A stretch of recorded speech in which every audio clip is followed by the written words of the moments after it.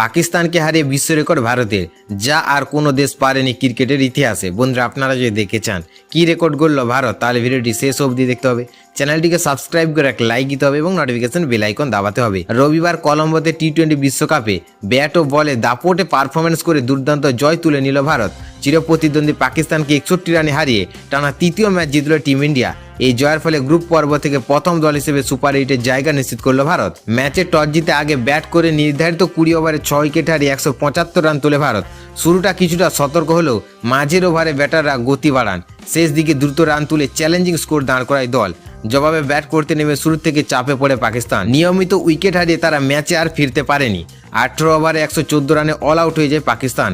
ভারতীয় বোলাররা line, length এবং ধারাবাহিক থেকে প্রতিপক্ষকে চাপে রাখেন। এই জয়ের মাধ্যমে টি-20 বিশ্বকাপে পাকিস্তানের বিরুদ্ধে ভারতের মোট জয় দাঁড়ালো 8টি, যা এক প্রতিপক্ষের বিরুদ্ধে সর্বাধিক জয়ের বিশ্ব রেকর্ড। এর আগে কোনো দলই এই টুর্নামেন্টে নির্দিষ্ট এক দলের বিরুদ্ধে 6টির বেশি ম্যাচ জিততে পারেনি। উল্লেখযোগ্যভাবে 2021 সালে দুবাইয়ে বাবর আজমের নেতৃত্বে একবারই ভারতকে হারিয়েছিল পাকিস্তান।